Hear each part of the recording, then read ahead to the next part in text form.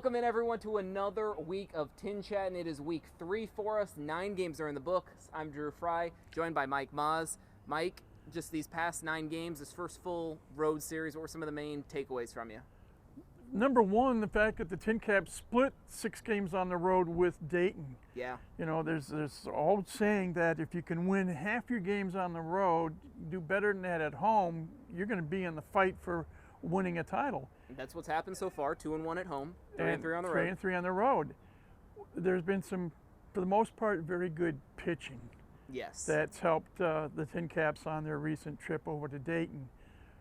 Even though the team offensively had struggles, hitting under the Mendoza line, under 200 as a team, right. and the team got shut out twice, You but they still came pick up with 3 wins. big wins, Yeah. 3 big wins. It's about hitting at the right moments. And Correct. They generally did that. Yeah, so the fact that they went 3-3 on the road trip, and now they get to come back home, and it's going to be an interesting week this week because the TinCaps at 5-4 are tied for second place in the Eastern Division, 1 game behind Lake County, and it's the captains who are making the trip over here to Parkview Field for the 6-game series that starts Tuesday night. Yeah, that'll be a big week ahead. I know it's really early in the season, but as you mentioned, you're still sort of looking at those, you know, the playoff implications. The standings is the big thing to see which team can cement itself as an early front runner to grab that playoff spot. One other footnote, it was the Lake County captains who won the Midwest League Championship a season ago. Right. They were the victorious team in the playoffs.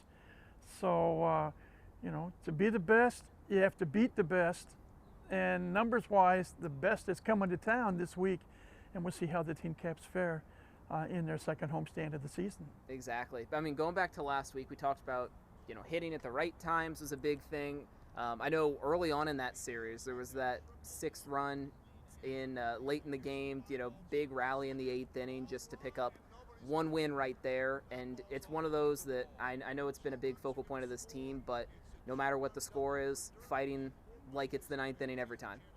And Sunday's game, the series finale, TinCaps jumped out early, and then we saw patience come into play. The bullpen really did their thing. Yes. Dayton threatened in the 8th and the 9th inning, but the TinCaps maintained their 2-run lead, won the game 3-1. Although it got dicey for a little bit, but Tyson Neighbors finally slammed the door shut in the 9th inning. So, but it's nice to see at the early part of this season the maturation of this ball club. Yes. We didn't know what was going to happen when they came out of spring training down in Arizona up here. We didn't know what to expect. What we did know is we had a young manager who managed a lot of these guys that were here now that were at Lake Elsinore a season ago.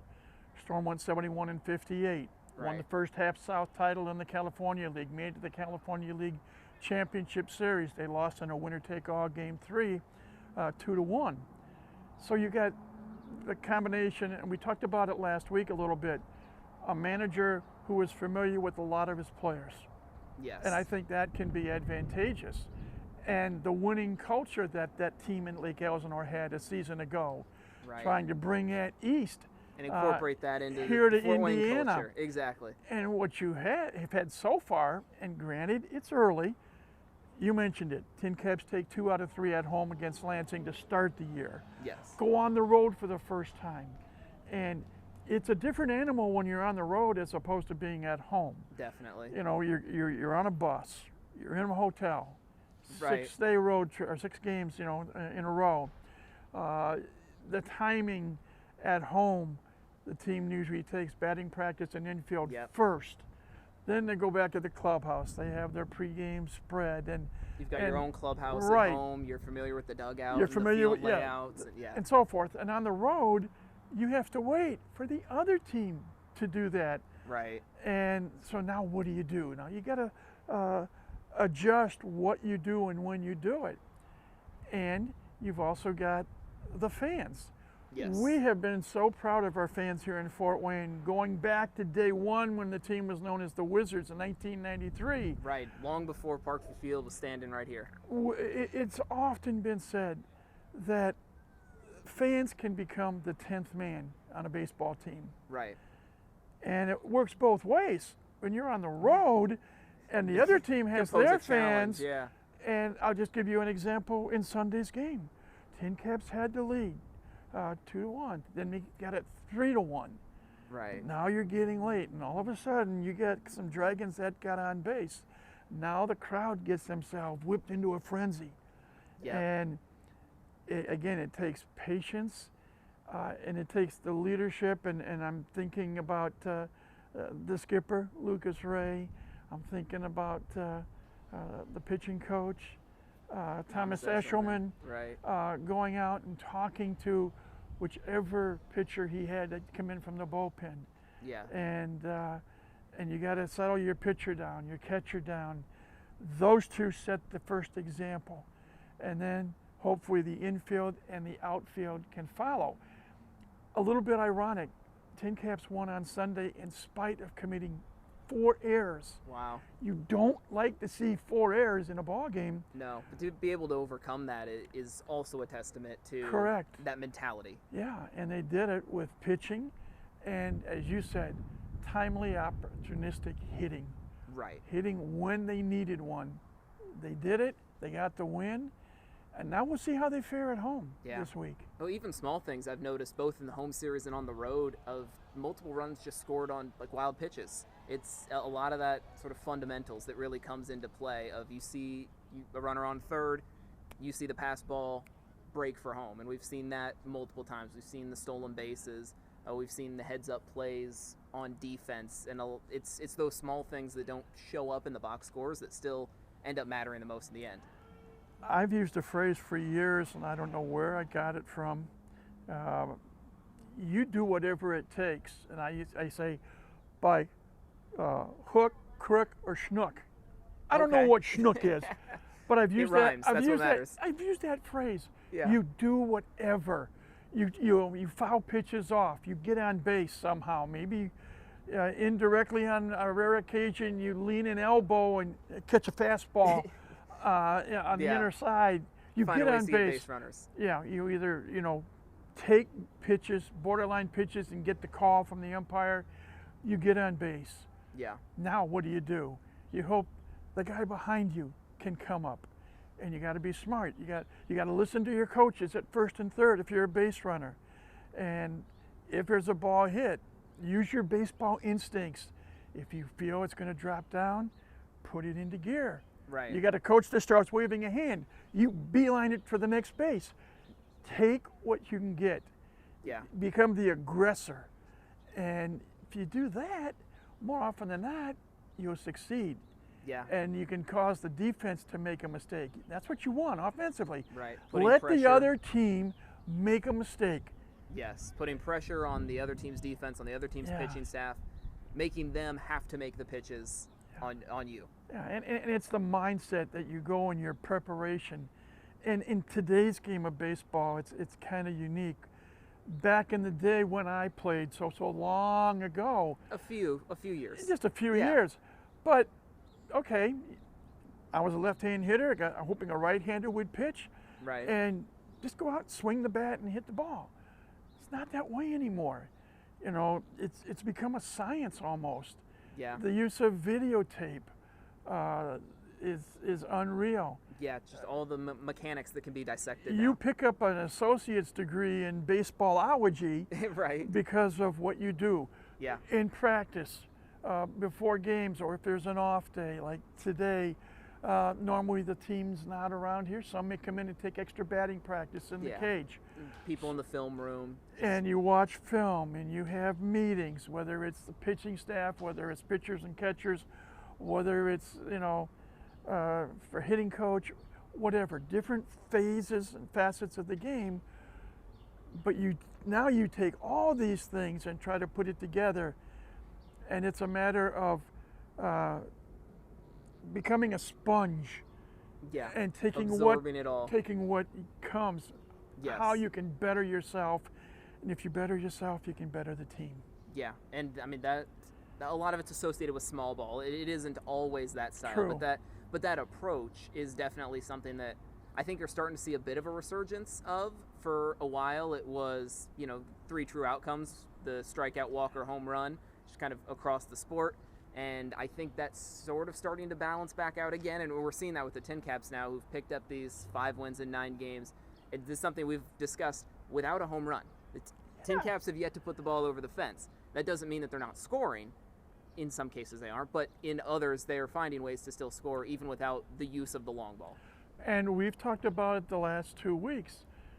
It's pitching plus hitting plus defense. Yeah. You have to have at least 2 of those 3 that work. Right. To be successful. You'd love all 3, but at least get 2 of the 3. And base running sort of factors into that hitting approach as well. It does. It does. And, you know, we talk about hitting, and you and I talked before we started the segment. The TinCaps batted 167 in 6 games over in Dayton. 167 is not a high number. Right. But they got some key hits. Yes. And so, as you said, when you get the hits, can be beneficial. But the TinCaps also got some good pitching. That's big. As we speak, the TinCaps start the week. Best team earned run average in the Midwest League at 2.08. That's certainly a nice stat to have up there. Correct. And a big part of that, we've discussed him, is Emmanuel Pinellas, who has been dominant in his 2 starts so far. He started opening day for the team, had experience on this TinCaps roster last year, and I know before opening day we got the chance to chat with him, and he discussed, you know, the honor of it and knowing that the team trusted him.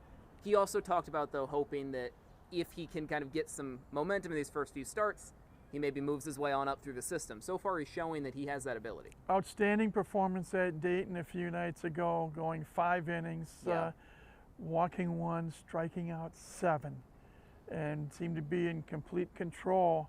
And that's hard to do over like a longevity in the minor leagues here, is getting, I mean, it's one thing you'll see pitchers who strike out like 4 in 2 2/3 inning, but then they get run from the game because they've also walked like 8 in that process. Yeah. But no, Pinellas looked very comfortable on the mound. And that's a key. If your pitcher is comfortable, yes, your catcher is comfortable, and they gel. Yeah. Again, the infielders behind you we'll be talking about this during the course of the season. Yeah. But the relationship between a pitcher and a catcher is the most important relationship on the diamond itself. If those 2 are in sync and the pitcher's throwing the ball well and the catcher is smart enough to pick the spots and pick the pitches he wants his pitcher to throw, pitcher throws strikes, the defense feels more comfortable. Exactly. And if the defense feels comfortable, they can turn a couple of double plays or make an outstanding play in the outfield or throw a runner out on the base paths. Yeah. Well, you also know that where you're lined up is where you're supposed to be and where things are going to work out. You know, if you know the pitcher is trying to get the, get the hitter to like ground out to the second base side, second baseman, shortstop can set up accordingly. If you don't trust your pitcher necessarily to do that, ball might come rocketing at the third baseman, everyone's unprepared. In this case, the defense is comfortable and the pitcher is in control. Correct. And all those intangibles, the ultimate result is putting it together and walking off the diamond with a win in your back pocket. Yeah. Well, we've talked about the series that we just saw. Some of the key hitters, I know the team average was below par, to say the least here, but as we talked about, some of these big hits, who were some of the main standouts from you, not only in this past series, but the first one, just 9 games into the season at the plate? There's a few of them, Drew. I think about third baseman Rossman Verdugo, who had 3 doubles in the series with Dayton.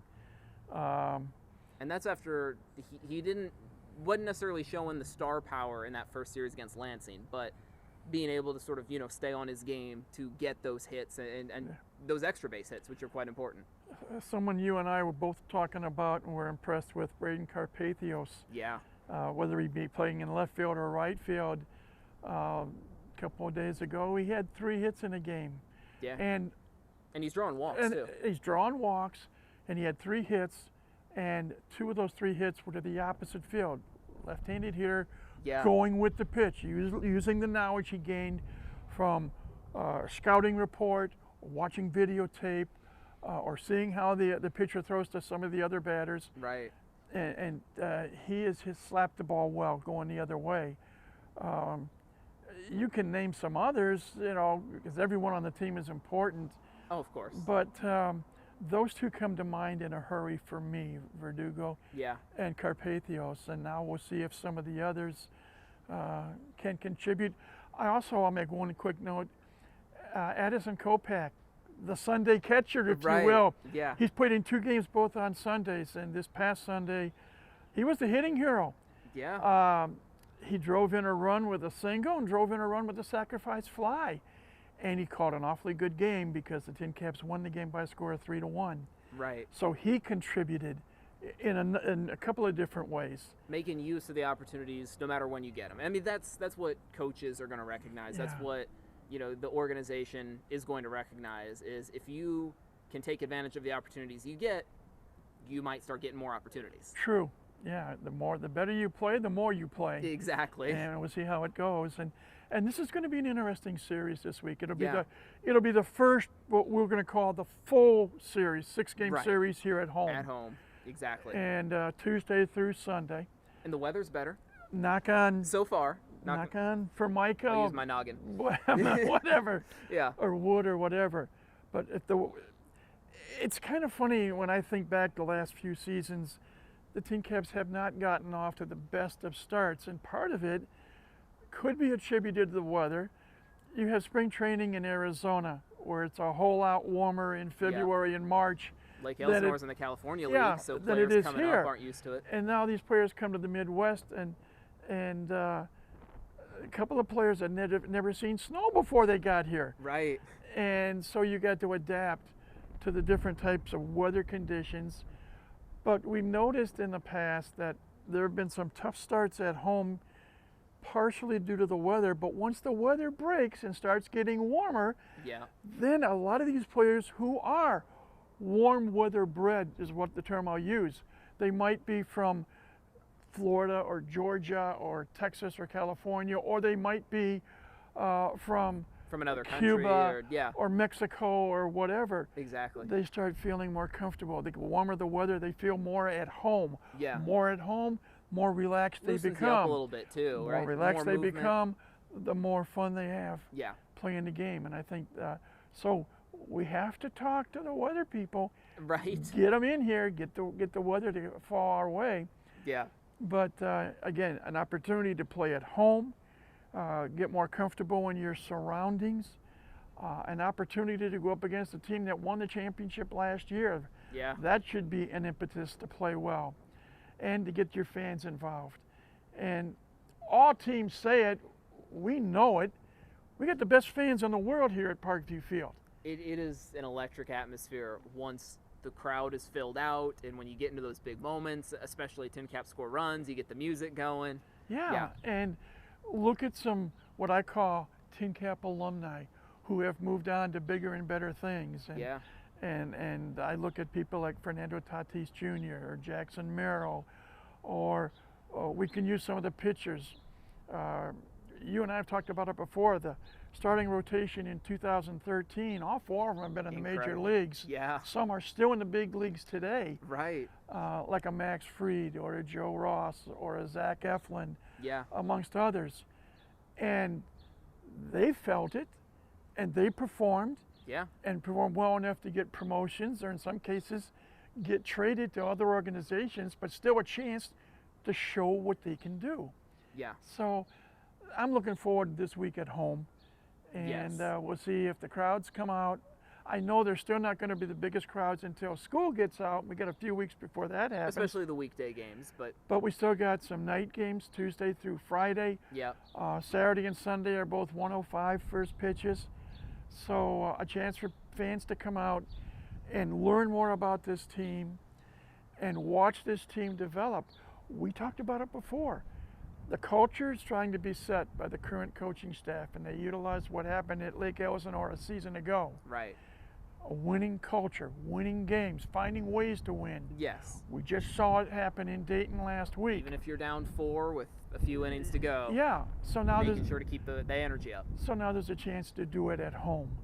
Yeah. And if we do it at home, the fans are happy, and all of a sudden they tell other people. Oh, the community's going to recognize and we can start packing this place. Yeah. And as you well know, when you get a full house in here and the team plays well, There's nothing quite like it. Oh, yeah. I mean, we saw the sellouts last year. Yeah. It was one after the other, it seemed like. So hopefully we can get that started and continue this establishment of a winning culture. And it all starts Tuesday night. Yeah. And runs through the week. Exactly. Well, as we wrap up, we want to do our question of the week. And this one, I think, is a fun one because we've talked about it. TinCaps have played 9 games. The team does not have a home run yet.